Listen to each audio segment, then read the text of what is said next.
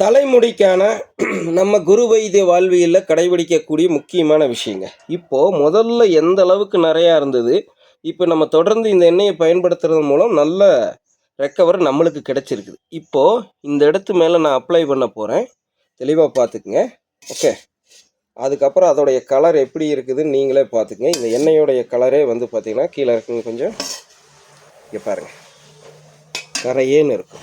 Okay, இதை வந்து தேய்ச்ச உடனே பார்த்தீங்கன்னா நம்மளுக்கு அந்த கருப்பாக இருக்கிறது இதோ மேலே அதோடைய கலரை சேஞ்சு பண்ணிவிடும்.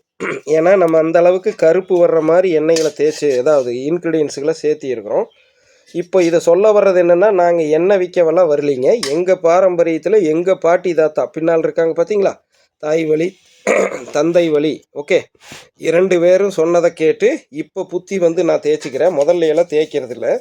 ஸோ நீங்கள் என்ன பண்ணுறீங்கன்னா, உங்கள் வீட்டு பாட்டி தாத்தா சொல்லியிருப்பாங்கள்ல எந்த மாதிரி எண்ணெய் தேய்க்கணும் அப்படின்னு, அதை ட்ரை பண்ணி பார்த்தீங்கன்னா ஈஸியாக உங்களுக்கும் தீர்வு கிடைக்கும். ஸோ நான் என் பாட்டி தாத்தா வழியை பின்பற்றிட்டேன். என்னுடைய உடலில் எனக்கு என்ன சத்து பற்றாக்குறை இருக்குதோ அதுக்கு தகுந்த மாதிரி சேர்த்திக்கிட்டேன். நீங்கள் உங்கள் வீட்டு பாட்டி தாத்தா கிட்ட கேட்டுக்குங்க.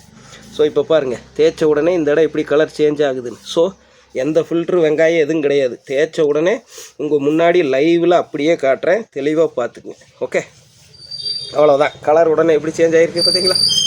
ஸோ தொடர்ந்து நம்ம இனி அப்ளை பண்ணால் எடுத்துருங்கம்மா. தொடர்ந்து நம்ம இனி அப்ளை பண்ணிட்டு வந்தோம் அப்படின்னா நல்ல ரிசல்ட் கிடைக்கும் நம்மளுக்கு. ஸோ நல்லா தெரிஞ்சுங்க, நல்ல ரிசல்ட் கிடைக்கும். இதோ இப்போ நம்ம வெளியே போனாலும் நல்ல லைட்டிங்கில் போனாலும் என்ன ஆகுன்னா, நம்மளுக்கு அந்தளவுக்கு ரொம்ப வெள்ளையேன்னு இருந்தது இருக்காது, சரிங்களா.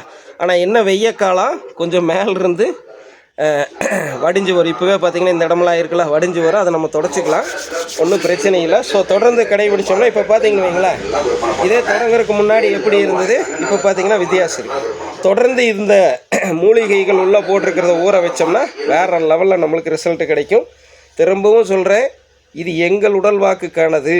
நீங்கள் உங்கள் வீட்டு பாட்டி தாத்தா கிட்ட கேளுங்க. சிலரெல்லாம் வெறும் கருவேப்பிலை, வெட்டி வேறு, விளாமிச்சா வேறு கூட பயன்படுத்தியிருப்பாங்க. ஸோ யார் யார் பாட்டி என்னென்ன சொல்கிறாங்களோ அதை ஃபாலோ பண்ணுங்கள். 100% உங்கள் உடம்புக்கு ஒட்டும். ஓகே, நன்றி, வணக்கம் மக்களே.